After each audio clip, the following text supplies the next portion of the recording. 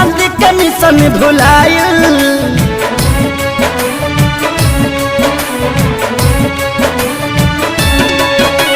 छूट गईल धभाइल मंगल चांद के मिशन भुलाइल।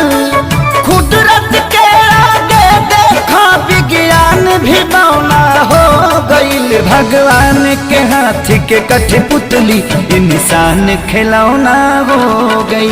भगवान के हाथ के कठपुतली इंसान खिलौना हो गई।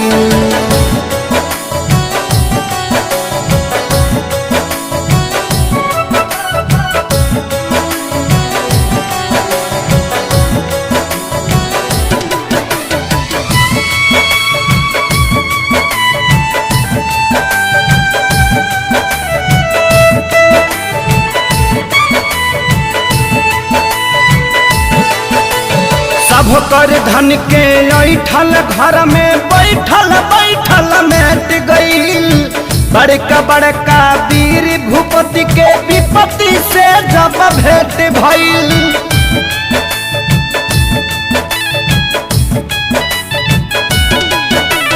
सब कर धन के ऐठल घर में बैठल बैठल मेट गईल। बड़का बड़का वीर भूपति के विपत्ति से जब भेंट भइल। त्राजिमाम जगत में भइल जब काम घिनौना हो गईल। भगवान के हाथ के कठपुतली इंसान खिलौना हो गई। भगवान के हाथ के कठपुतली इंसान खिलौना हो गई।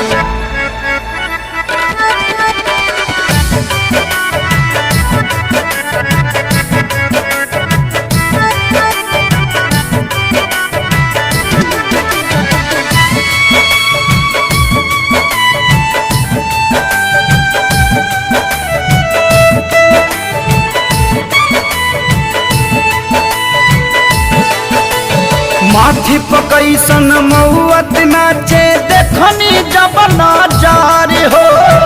अपनों से मिले जुले में लागता अब डर हो।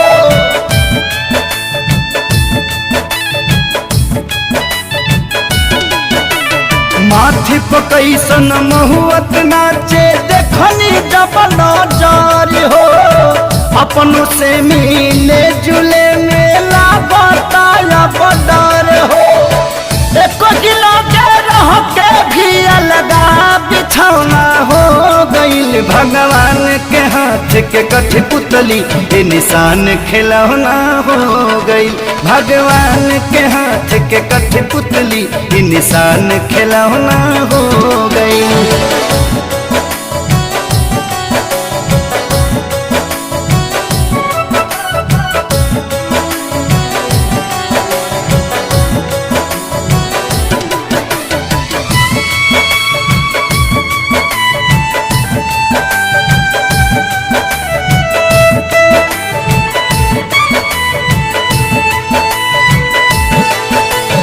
राजा के हथवा जोड़त देखनी प्रजा से करत गोहार हो।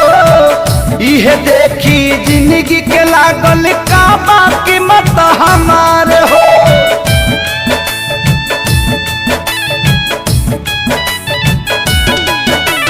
राजा के हथवा जोड़त देखनी प्रजा से करत गोहार हो। इहे देखी जिंदगी के लागल का बाकी मत हमारे हो।